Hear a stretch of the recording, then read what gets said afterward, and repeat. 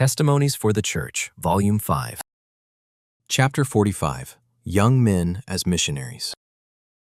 Young men who desire to enter the field as ministers, colporteurs, or canvassers should first receive a suitable degree of mental training, as well as a special preparation for their calling. Those who are uneducated, untrained, and unrefined are not prepared to enter a field in which the powerful influences of talent and education combat the truths of God's Word. Neither can they successfully meet the strange forms of error, religious and philosophical combined, to expose which requires a knowledge of scientific as well as scriptural truth.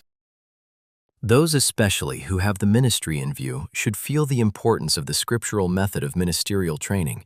They should enter heartily into the work, and while they study in the schools, they should learn of the great teacher, the meekness and humility of Christ. A covenant-keeping God has promised that in answer to prayer, His Spirit shall be poured out upon these learners in the school of Christ, that they may become ministers of righteousness. There is hard work to be done in dislodging error and false doctrine from the head, that Bible truth and Bible religion may find a place in the heart. It was as a means ordained of God to educate young men and women for the various departments of missionary labor that colleges were established among us. It is God's will that they send forth not merely a few, but many laborers. But Satan, determined to overthrow this purpose, has often secured the very ones whom God would qualify for places of usefulness in His work. There are many who would work if urged into service, and who would save their souls by thus working. The Church should feel her great responsibility in shutting up the light of truth and restraining the grace of God within her own narrow limits when money and influence should be freely employed in bringing competent persons into the missionary field. Hundreds of young men should have been preparing to act a part in the work of scattering the seeds of truth beside all waters. We want men who will push the triumphs of the cross, men who will persevere under discouragements and privations, who will have the zeal and resolution and faith that are indispensable in the missionary field.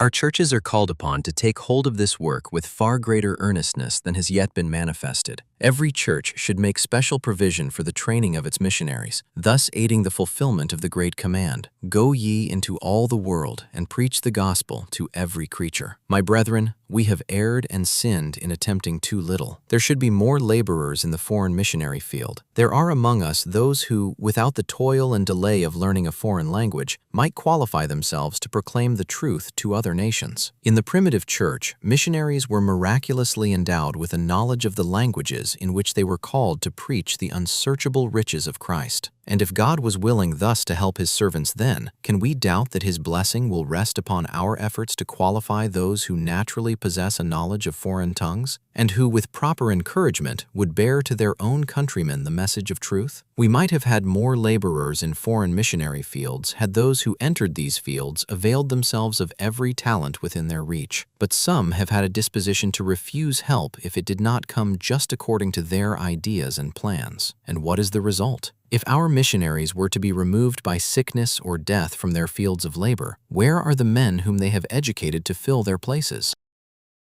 Not one of our missionaries has secured the cooperation of every available talent. Much time has thus been lost. We rejoice in the good work which has been done in foreign lands, but had different plans of labor been adopted, tenfold, yes 20-fold more might have been accomplished. An acceptable offering would have been presented to Jesus in many souls rescued from the bondage of error. Everyone who receives the light of truth should be taught to bear the light to others. Our missionaries in foreign lands should gratefully accept every help, every facility offered them. They must be willing to run some risk, to venture something. It is not pleasing to God that we defer present opportunities for doing good in hope of accomplishing a greater work in the future. Each should follow the leadings of providence, not consulting self-interest, and not trusting wholly to his own judgment. Some may be so constituted as to see failure where God intends success. They may see only giants and walled cities, where others, with clearer vision, see also God and angels ready to give victory to His truth. It may in some cases be necessary that young men learn foreign languages. This they can do with most success by associating with the people, at the same time devoting a portion of each day to studying the language. This should be done, however, only as a necessary step preparatory to educating such as are found in the missionary field themselves, and who, with proper training, can become workers. It is essential that those be urged into the service who can speak in their mother tongue to the people of different nations. It is a great undertaking for a man of middle age to learn a foreign language, and with all his efforts it will be next to impossible for him to speak it so readily and correctly as to render him an efficient laborer. We cannot afford to deprive our home missions of the influence of middle-aged and aged ministers to send them into distant fields, to engage in a work for which they are not qualified and to which no amount of training will enable them to adapt themselves. The men thus sent out leave vacancies which inexperienced laborers cannot supply. But the church may inquire whether young men can be trusted with the grave responsibilities involved in establishing and superintending a foreign mission. I answer, God designed that they should be so trained in our colleges and by association in labor with men of experience that they would be prepared for departments of usefulness in this cause. We must manifest confidence in our young men. They should be pioneers in every enterprise involving toil and sacrifice, while the overtaxed servants of Christ should be cherished as counselors to encourage and bless those who strike the heaviest blows for God. Providence thrust these experienced fathers into trying, responsible positions at an early age, when neither physical nor intellectual powers were fully developed. The magnitude of the trust committed to them aroused their energies, and their active labor in the work aided both mental and physical development. Young men are wanted. God calls them to missionary fields. Being comparatively free from care and responsibilities, they are more favorably situated to engage in the work than are those who must provide for the training and support of a large family. Furthermore, young men can more readily adapt themselves to new climates and new society, and can better endure inconveniences and hardships. By tact and perseverance, they can reach the people where they are. Strength comes by exercise. All who put to use the ability which God has given them will have increased ability to devote to His service. Those who do nothing in the cause of God will fail to grow in grace and in the knowledge of the truth. A man who would lie down and refuse to exercise his limbs would soon lose all power to use them. Thus, the Christian who will not exercise his God-given powers not only fails to grow up into Christ, but he loses the strength which he already has. He becomes a spiritual paralytic. It is those who, with love for God and their fellow men, are striving to help others that become established, strengthened, settled in the truth. The true Christian works for God, not from impulse, but from principle, not for a day or a month, but during the entire period of life.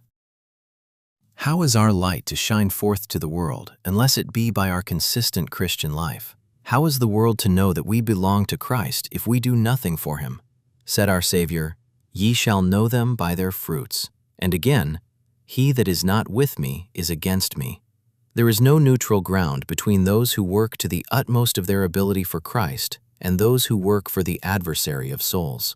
Everyone who stands as an idler in the vineyard of the Lord is not merely doing nothing himself, but he is a hindrance to those who are trying to work. Satan finds employment for all who are not earnestly striving to secure their own salvation and the salvation of others. The Church of Christ may be fitly compared to an army. The life of every soldier is one of toil, hardship, and danger. On every hand are vigilant foes, led on by the prince of the powers of darkness, who never slumbers and never deserts his post. Whenever a Christian is off his guard, this powerful adversary makes a sudden and violent attack. Unless the members of the church are active and vigilant, they will be overcome by his devices. What if half the soldiers in an army were idling or asleep when ordered to be on duty? The result would be defeat, captivity, or death. Should any escape from the hands of the enemy, would they be thought worthy of a reward? No, they would speedily receive the sentence of death. And is the Church of Christ careless or unfaithful? Far more important consequences are involved. A sleeping army of Christian soldiers, what could be more terrible? What advance could be made against the world who are under the control of the Prince of Darkness? Those who stand back indifferently in the day of battle, as though they had no interest and felt no responsibility as to the issue of the contest, might better change their course or leave the ranks at once. The Master calls for gospel workers. Who will respond? All who enter the army are not to be generals, captains, sergeants, or even corporals. All have not the care and responsibility of leaders. There is hard work of other kinds to be done. Some must dig trenches and build fortifications. Some are to stand as sentinels, some to carry messages. While there are but few officers, it requires many soldiers to form the rank and file of the army. Yet its success depends upon the fidelity of every soldier. One man's cowardice or treachery may bring disaster upon the entire army. There is earnest work to be done by us individually if we would fight the good fight of faith. Eternal interests are at stake. We must put on the whole armor of righteousness. We must resist the devil, and we have the sure promise that he will be put to flight. The church is to conduct an aggressive warfare, to make conquests for Christ, to rescue souls from the power of the enemy. God and holy angels are engaged in this warfare. Let us please him who has called us to be soldiers. All can do something in the work. None will be pronounced guiltless before God unless they have worked earnestly and unselfishly for the salvation of souls. The church should teach the youth, both by precept and example, to be workers for Christ. There are many who complain of their doubts, who lament that they have no assurance of their connection with God. This is often attributable to the fact that they are doing nothing in God's cause. Let them seek earnestly to help and bless others, and their doubts and despondency will disappear. Many who profess to be followers of Christ speak and act as though their names were a great honor to the cause of God, while they bear no burdens and win no souls to the truth. Such persons live as though God had no claims upon them. If they continue in this course, they will find at last that they have no claims upon God. He who has appointed to every man his work, according to his ability, will never let the faithful performance of duty go unrewarded. Every act of loyalty and faith will be crowned with special tokens of God's favor and approbation. To every worker is given the promise, "He that goeth forth and weepeth, bearing precious seed, shall doubtless come again with rejoicing, bringing his sheaves with him."